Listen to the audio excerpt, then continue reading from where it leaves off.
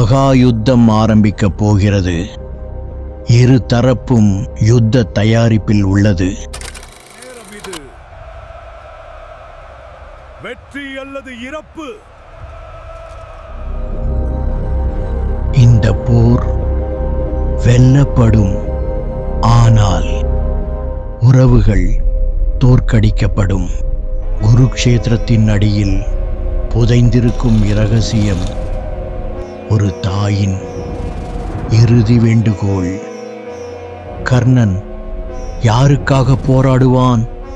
தன் நண்பனுக்கா அல்லது தன்னுடைய இரத்தத்திற்கா? ஒரு தாயின் பாசத்திற்கும் ஒரு மகனின் கடமைக்கும் இடையேயான இந்த போராட்டம் இதோ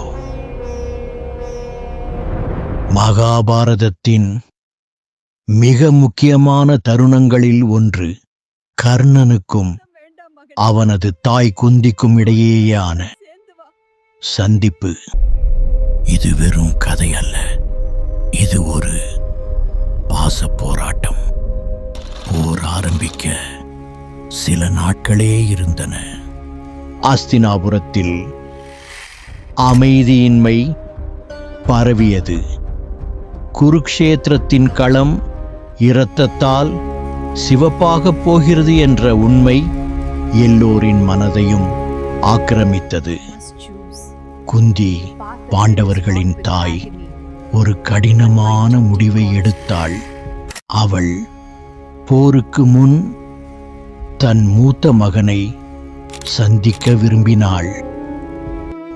அவள் தன் இதயத்தில் ஒரு பெரிய இரகசியத்தை சுமந்து கொண்டிருந்தாள்.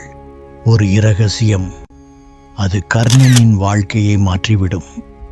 குந்தியின் மனதில் உள்ள வலி அவனது மகனின் எதிரியை சந்திக்க வேண்டும் என்ற பயத்தை விட அதிகமாக இருந்தது.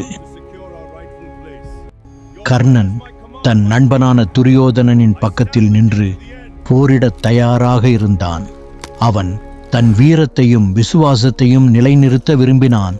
அவனது வாழ்வில் எந்த பயமும் இல்லை. ஆனால் அவன் ஒருபோதும் ஒரு உண்மையான அன்பை பெற்றதில்லை. அவன் தன் தாயின் உண்மையை கிருஷ்ணன் மூலம் அறிந்திருந்தான். இருந்தும் அவனது இதயம் போரை பற்றியதாக மட்டுமே இருந்தது. அவன் கர்ணன் தன் வாழ்க்கையில் அவமானங்களையும் துன்பங்களையும் தாண்டி ஒரு பெரிய வீரனாக உயர்ந்தவன்.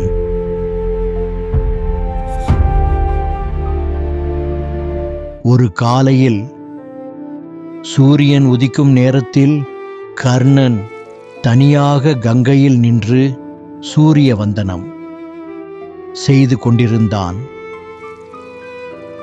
அந்த நேரத்தில் ஒரு பெண் மெதுவாக நடந்து வருகிறாள்.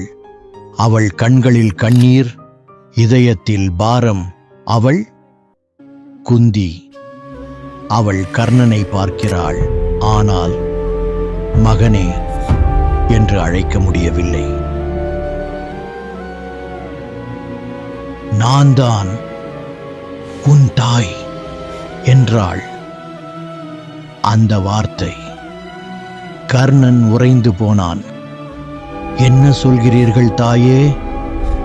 அவள் கண்களில் கண்ணீர், உடம்பில் நடுக்கம். கர்ணனின் மனம் கலங்கியது. இத்தனை நாள் எங்கே சென்றீர்கள் தாயே? உலகம் என்னை ஏற்காத போது நீங்கள் வரவில்லை. இப்போது போர் தொடங்கும் நேரத்தில் இந்த உண்மையை கூறுகிறீர்கள். ஏன் தாயே? நீ பாண்டவர்களில் மூத்தவன். சூரிய புத்திரன், என் தலைமகன்.